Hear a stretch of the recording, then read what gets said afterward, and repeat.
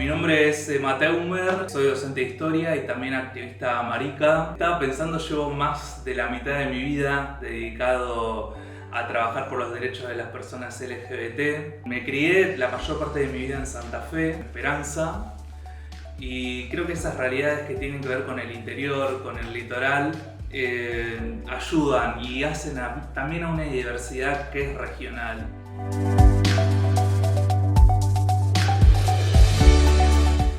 Los años 80 son años de recuperación democrática, de transición democrática, son años en los que la democracia nuevamente es interrogada, se agrupan muchas promesas, muchas esperanzas con la democracia en Argentina, y no lo va a ser menos para los grupos homosexuales que comienzan a nacer una vez más en los años 80 en Argentina.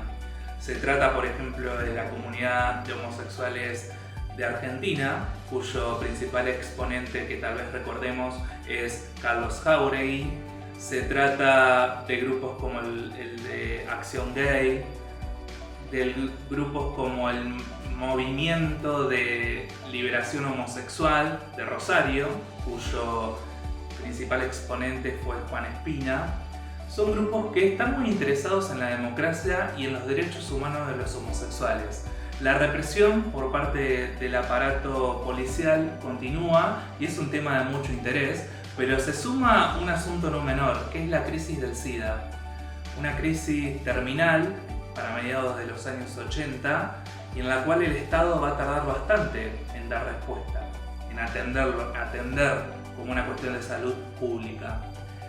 Ese es el escenario un tanto gris, si se quiere, democracia, crisis del SIDA, en el cual la idea de pensar un Día del Orgullo, celebrar un 28 de junio que recupere la revuelta de Stonewall, se vuelve un problema para estos nacientes grupos homosexuales de los años 80. El escenario era un tanto gris, en el sentido de que la democracia alentaba mucho a los grupos homosexuales para defender sus derechos, pero también la crisis del SIDA ciertamente era terminal en el sentido más duro del término. Por lo tanto, celebrar o conmemorar la revuelta de Stonewall un 28 de junio, celebrar el orgullo, se volvía un tema de discusión en estos nacientes grupos homosexuales. Para algunos activistas, como César Sigliuti, integrante de la comunidad de homosexuales de Argentina, la idea del orgullo, muy vinculada precisamente a la festividad, a juntarnos a la celebración, no era apropiada para ese contexto particular que estaban viviendo la comunidad LGBT de la época. Tal es así, por ejemplo, que la primera marcha, que suele ser bastante olvidada, la primera conmemoración, mejor dicho, va a tener lugar en 1986, el 28 de junio de 1986, en un parque en Buenos Aires, y se va a llamar Día de la Dignidad Homosexual. ¿Y por qué dignidad? ¿Por qué no orgullo? Precisamente en distanciamiento con la idea de orgullo y tratando de trabajar una traducción diferente. En este caso, el consenso fue por la idea de dignidad, la idea de reafirmar, si se quiere, la dignidad valga la redundancia, en algo tan simple y tan complejo como exigir la dignidad de existir, ante y en distanciamiento con la idea de orgullo que se prestaba en otros contextos internacionales. Esa primera manifestación pública suele ser olvidada, pero vale mencionarla como una primera tensión que tenemos con la idea del orgullo, que tiene celebración internacional, pero al pensar una traducción local fue tema de discusión, fue tema de disputa. Tendremos que esperar a principios de los años 90 para que tengan lugar las primeras marchas, ahora sí, el orgullo, inicialmente para 1992, gays lésbicos, orgullos gay lésbicos, ya impulsados por organizaciones gays y de lesbianas.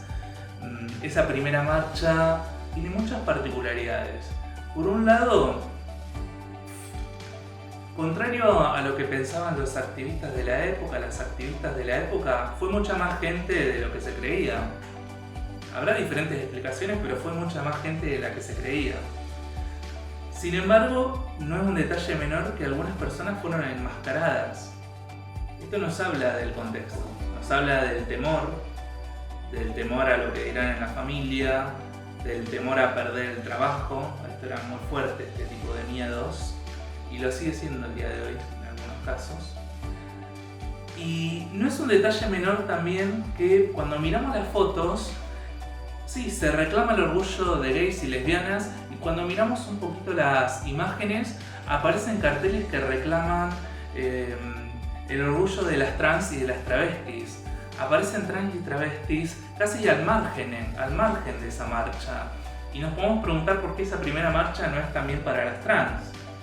Lo cual también nos habla un poco de algunas cuestiones que se estaban trabajando, que no estaban tan claras como al menos lo están hoy, en el movimiento de diversidad sexual que para la época era gay lésbico.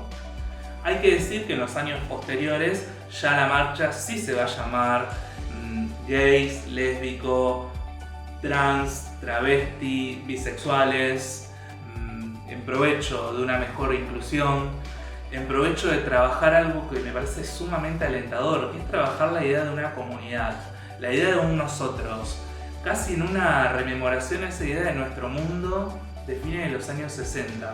Trabajar una comunidad propia, no en un sentido de un gueto aislado, sino un espacio propio de pertenencia, un lugar de opción disponible. En ese sentido, la idea de un colectivo a mí me gusta mucho, porque literalmente la podemos tomar como un colectivo que pasa el 39, que podemos tomarlo, simplemente levantar la mano y elegir subirnos o no. Es una opción entre otras, es una opción para vivir la sexualidad, es una opción identitaria y comunitaria entre otras. En ese sentido es una operación para, si se quiere, despistar.